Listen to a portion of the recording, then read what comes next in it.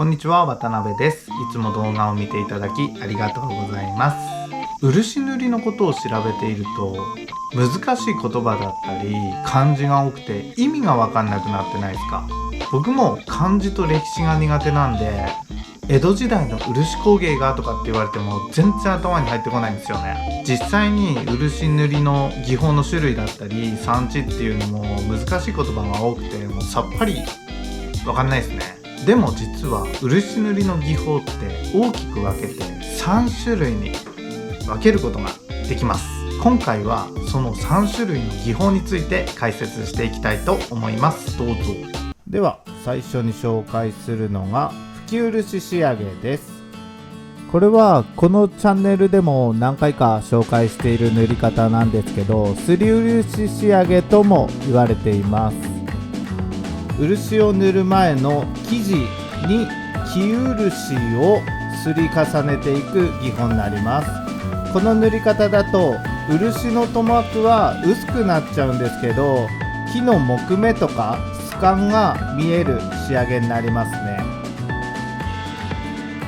防水効果とかは全然問題ないんで、お料理を盛り付けることもできますし、中性洗剤で洗うこともできます。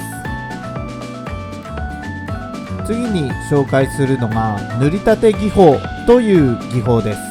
これは上塗りと言われる最後の仕上げの塗りをハケで塗ってそのままの状態で乾燥させる塗り方になります。塗り方をイメージしやすく簡単に説明すると、はじめに下塗りをして中塗りをして上塗りをして完成という形ですね。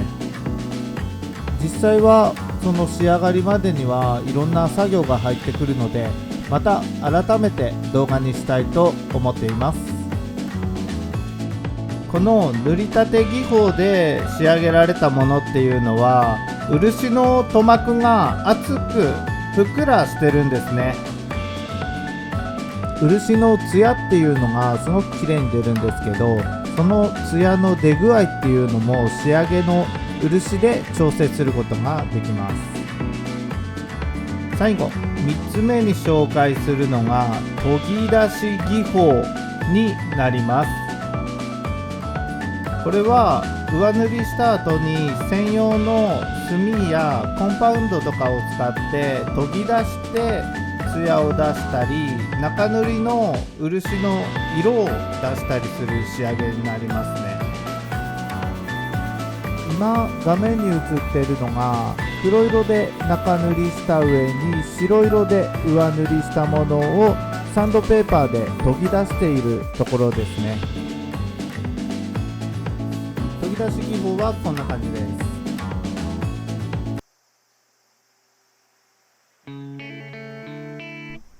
今回紹介した3つの技法をまとめると、1つ目に紹介した吹き漆仕上げっていうのは木の良さをより引き出すような塗り方になりますね。そして2つ目に紹介した塗りたて技法っていうのは漆の美しさっていうのを表現するような技法になります。